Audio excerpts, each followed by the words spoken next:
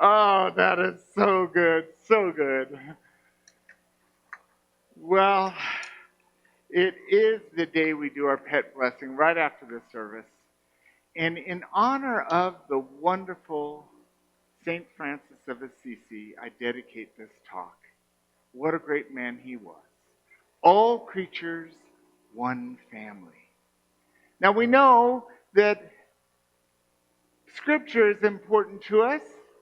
And Genesis chapter 1, verse 25 states, God made the wild animals of the earth of every kind, and the cattle of every kind, and everything that creeps upon the ground of every kind.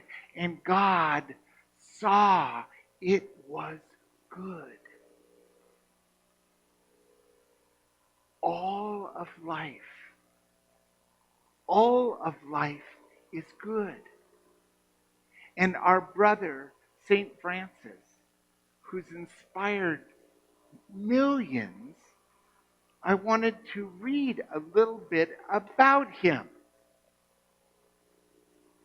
St. Francis had a unique and beautiful vision of creation. He saw all creation, humanity, animals, the environment, plants, trees, flowers, the sun, the moon, the stars, water, wind, all the earth as good, as brothers and sisters, as revealing God's love. Isn't that beautiful? That all of life is an example of God's love. St. Francis saw all creatures as being in harmony, as one family.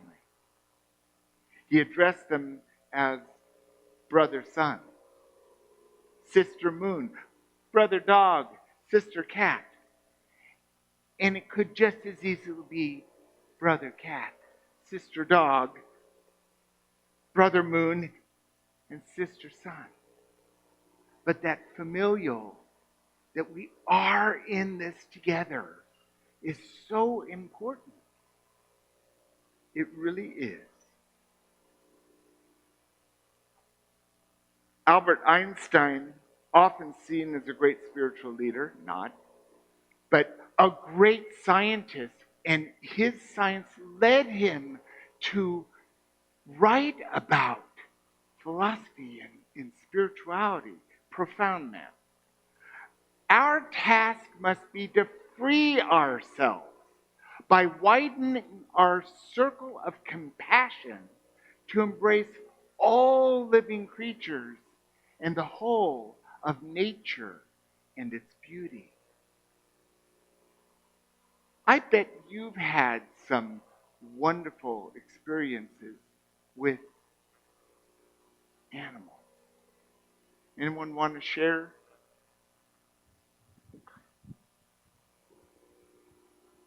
Thank you.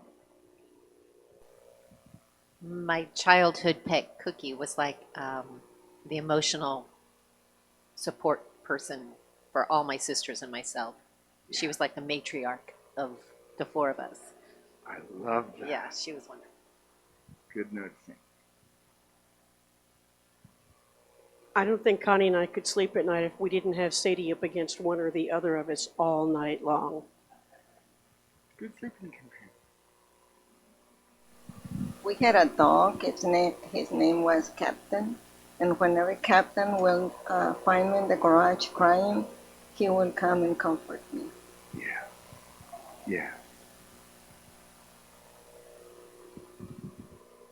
I don't presently have a pet. And I didn't even think about this being Pet Sunday, partly because I don't have a pet. But last night I had a very vivid dream. So I believe my childhood pet came and visited me. It was so vivid. He was a boxer named Bo, and I was petting him. I mean, I even got slobbered on. And then I woke up this morning and I, told my husband about it. And then I went, oh my gosh, this is Pet Sunday.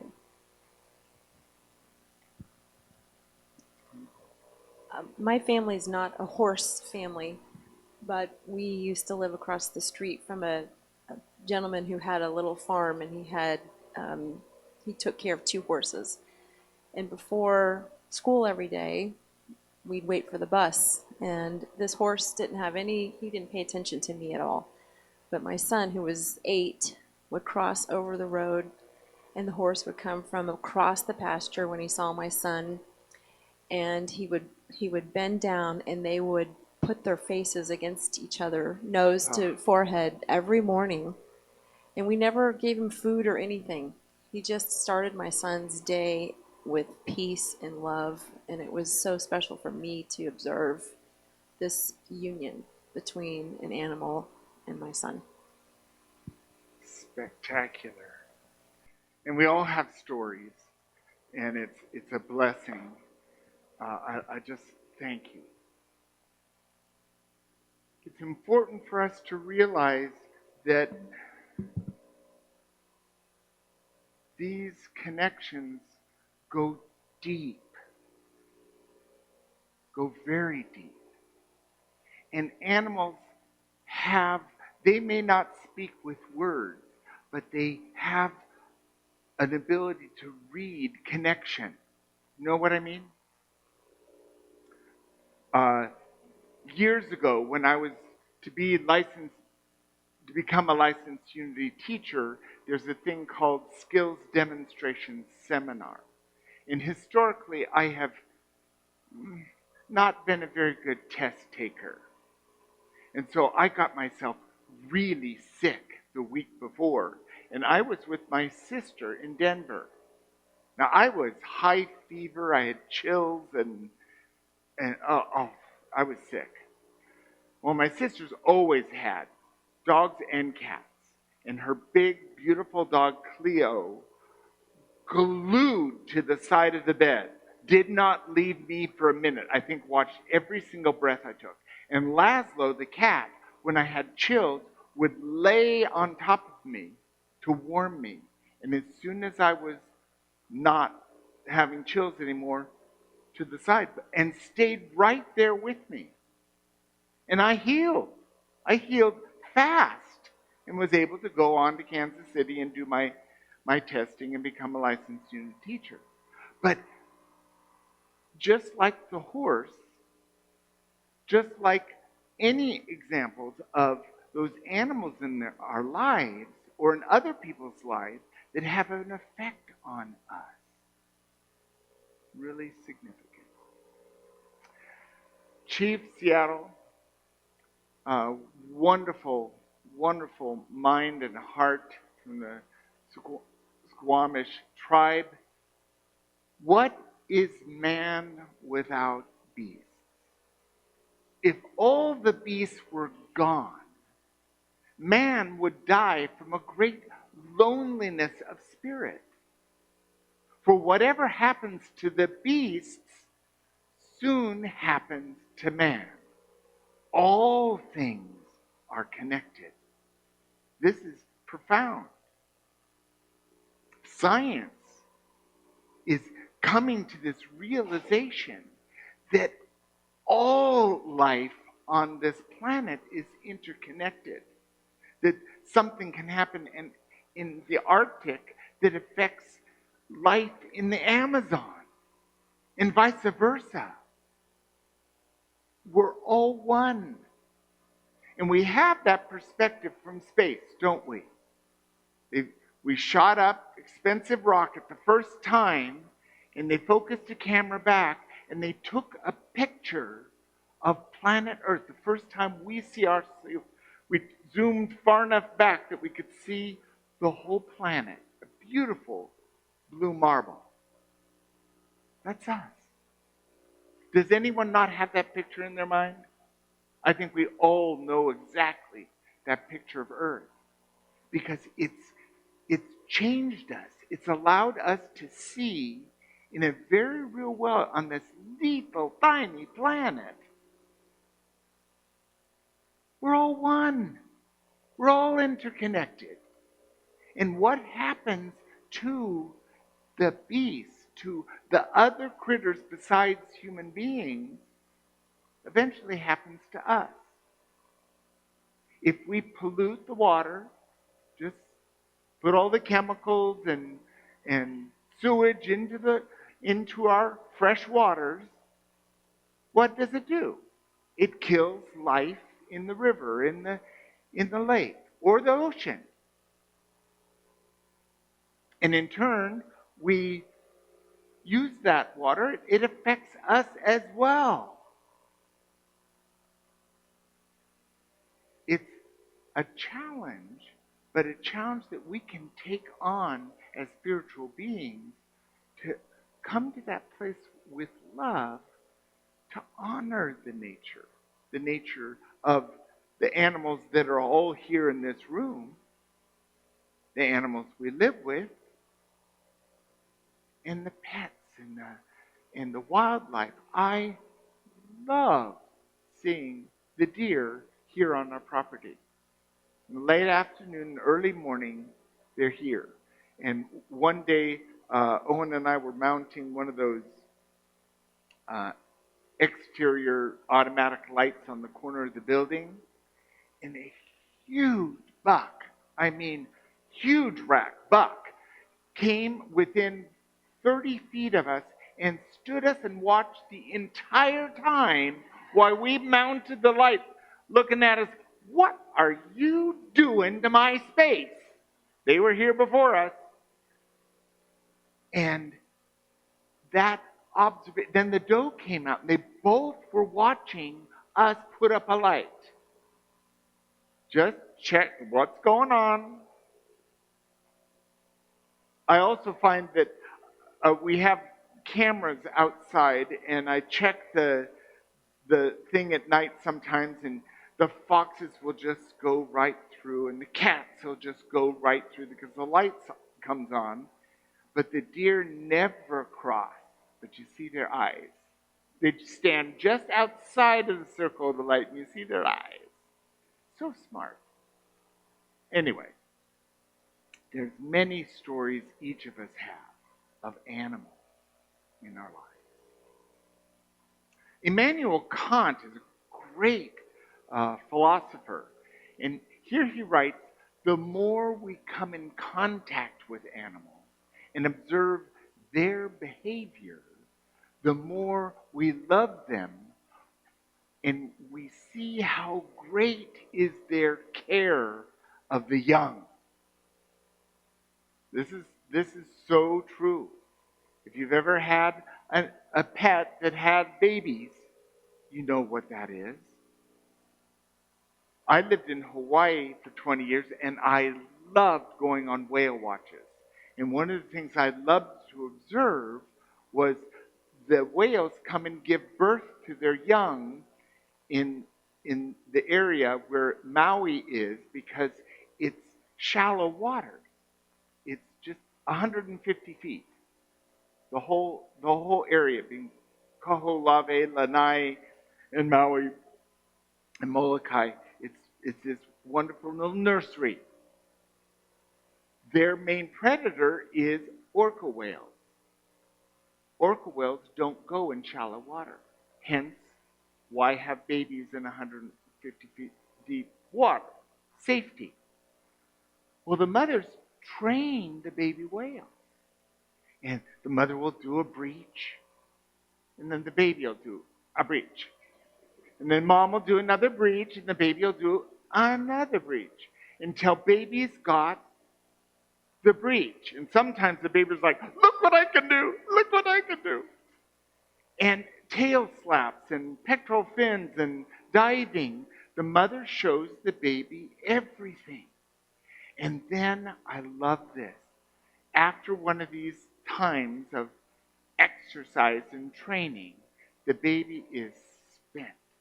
And she'll just lay over the nostrum, the nose of the mom, and they'll just float along the water.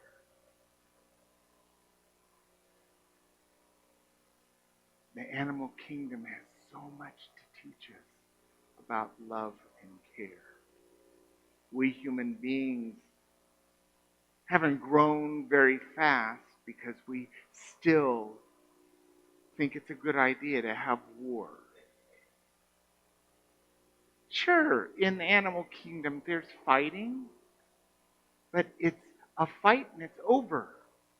If someone's got a disagreement, let them go have whatever. If they want to have physical combat or argue, let them work through it.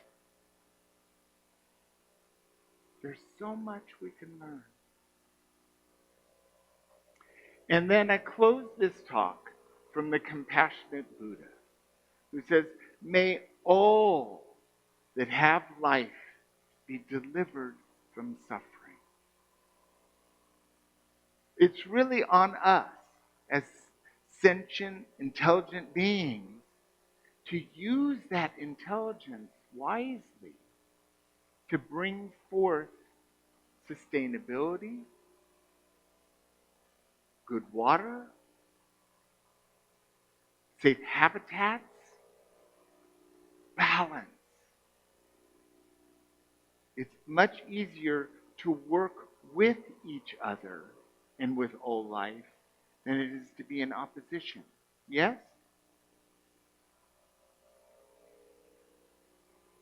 I love animals. And I know that each of us have our own relationship to animals. And I hope you can find a deep love to sustain that life.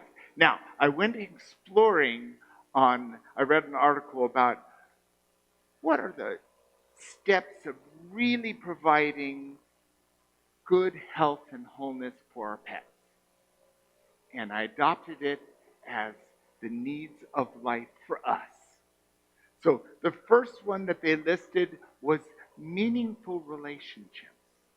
It's so important for us to have good relationships because,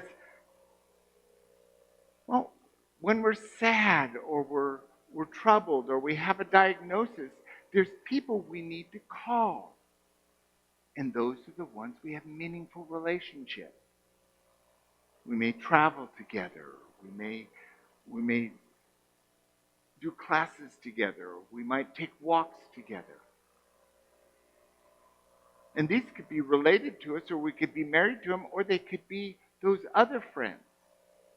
And not discounting the wonderful relationships with four-legged ones or two-legged ones that are meaningful relationships that sustain us, that connects us with love and safety.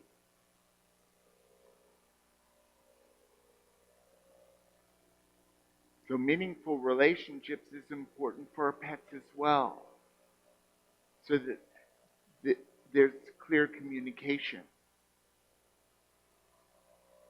Healthy habits. Now for us, healthy habits is brush your teeth. Don't forget to floss. And healthy habits are getting exercise and taking care of ourselves mentally, emotionally, and spiritually, physically.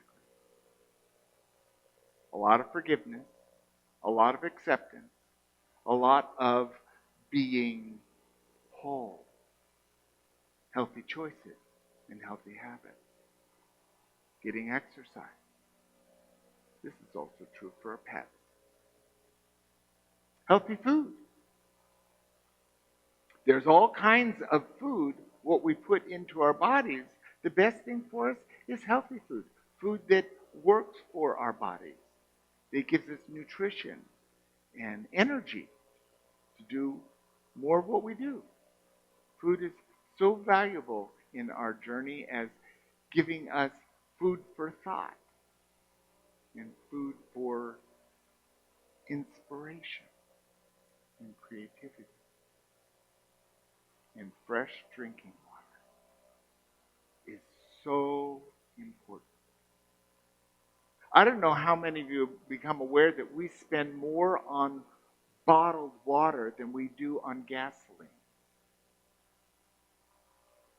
It's because it's so important. We can live for a long time without food, but we don't live very long without water. And so fresh, pure water is a sustaining component of our life. Most of our body is made up of water. So as we explore this journey of being one with all of life, let's attend to the needs of our life. Because it's a good life, isn't it? All creatures, one family.